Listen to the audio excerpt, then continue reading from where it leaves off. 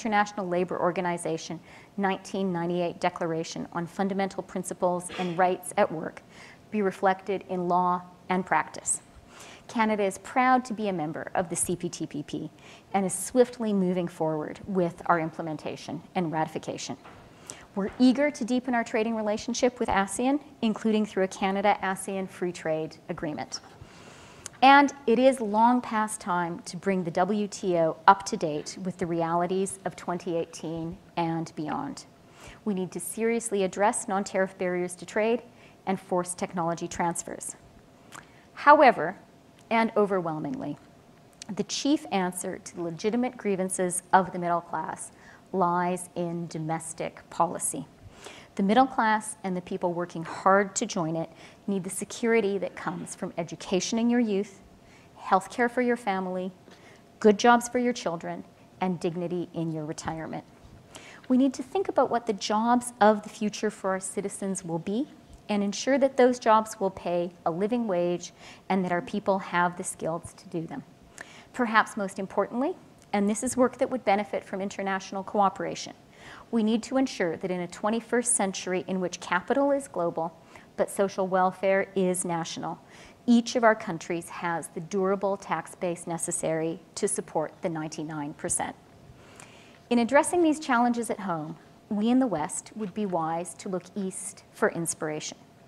The optimism and self-confidence here on the streets of Singapore, for example, surely owe a lot to domestic policies that seek to create broadly shared economic opportunity and push back against income inequality. As Prime Minister Lee put it earlier this year in reply to a parliamentary question, and I quote, "The issues of mitigating income inequality, ensuring social mobility, and enhancing social integration are critical. If we fail, if rising income inequalities result in a rigid and stratified social system, with each class ignoring the others or pursuing its interests at expense of others, our politics will turn vicious, our society will fracture, and our nation will wither." I could not agree more. But setting our own house in order is just one part of the struggle. The truth is that authoritarianism is on the march, and it's time for liberal, open societies to fight back.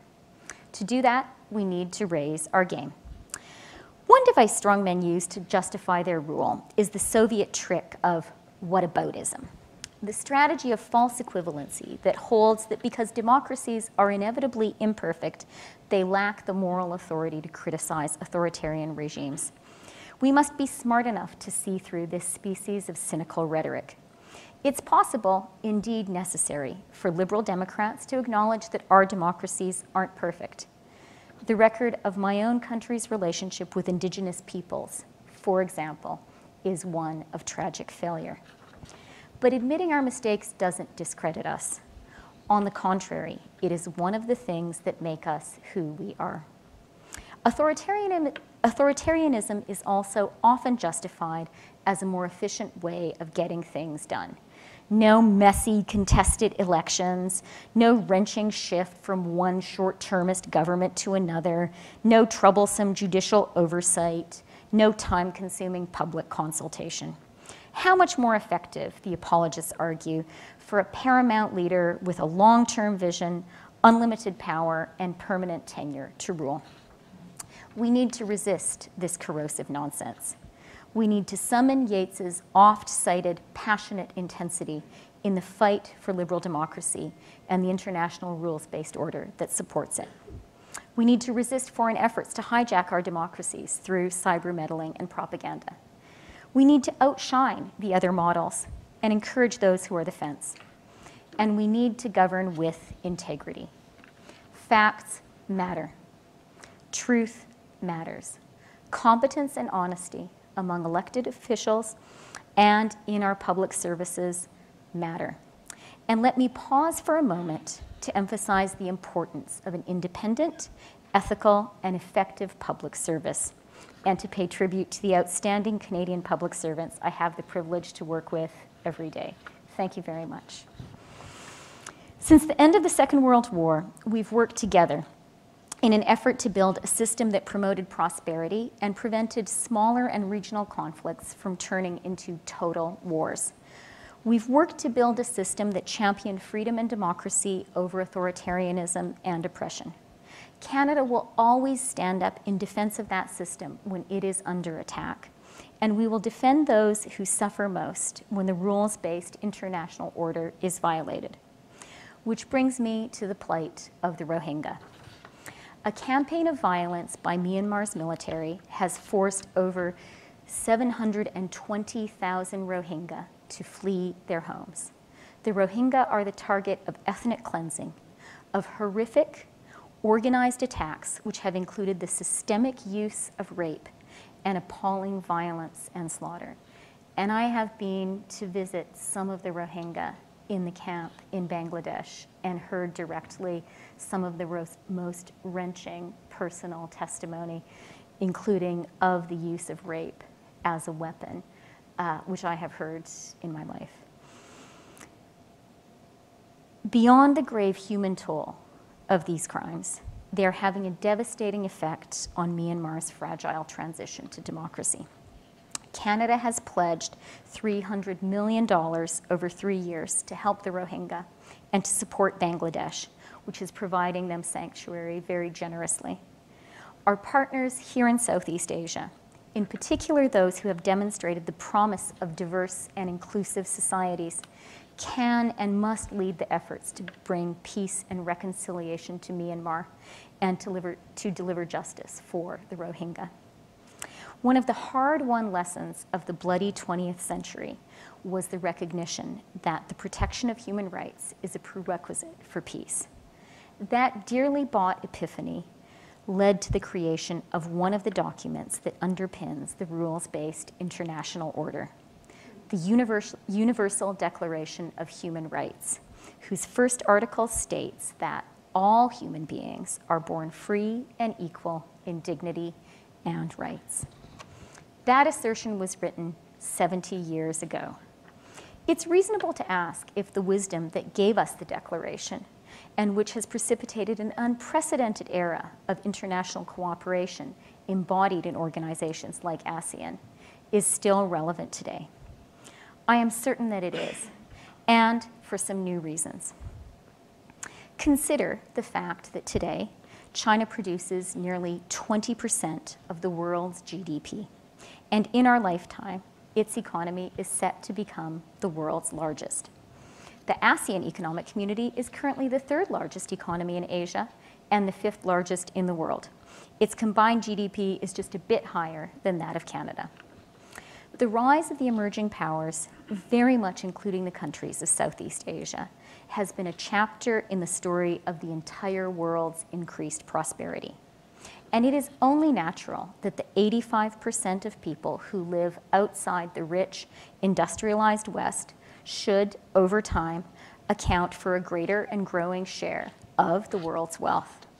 That's a good thing. But that shift leaves the traditional powers with a dilemma. How shall we behave in a world we no longer dominate? One answer is to give up on the rules-based international order and to seek to survive in a Metternichian world defined not by common values, mutually agreed upon rules, and shared prosperity, but rather by a ruthless struggle between great powers governed solely by the narrow, short-term, and mercantilist pursuit of self-interest. Canada is the world's 10th largest economy, but we know we could never thrive in such a system. Nor, I think you will agree, with the middle power countries of ASEAN. The far wiser path and more enduring choice is to reform and renew the rules-based international order that we have built together. And in doing so, to require that all states, whether democratic or not, whether large or small, play by common rules. This is the difficult truth. As the West's relative might inevitably declines, now is the time when, more than ever, we must set aside the idea that might is right. Now is the time for us to plant our flag on the rule of law, so that the rising powers are induced to play by these rules, too. Canada believes in multilateralism and in the rules-based international order. We know we have many allies here in Southeast Asia. Let's work together. Thank you.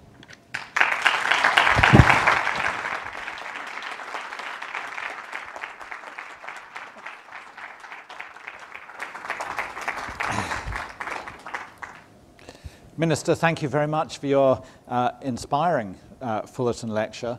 You highlighted some of the threats to the rules-based international order, which has, among other things, facilitated the rise of Asia, as you said.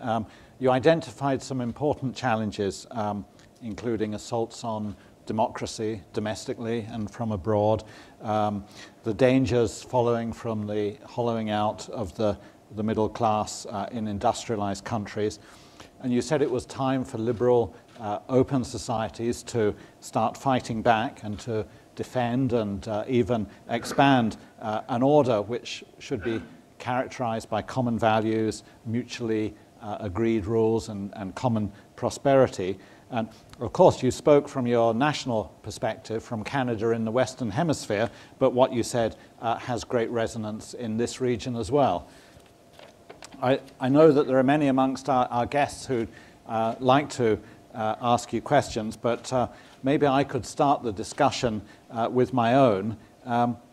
It seems evident that among the challenges to the present order is the weakening of the international leadership of the United States, which has been so important in the post-1945 world. And that weakening has become, I think, much more apparent under the current American president. Last month, we saw the remarkable spectacle of the US president criticizing NATO while soon afterwards apparently cozying up to the Russian president. He has made difficulties for US allies and partners, as well as for geopolitical adversaries over trade.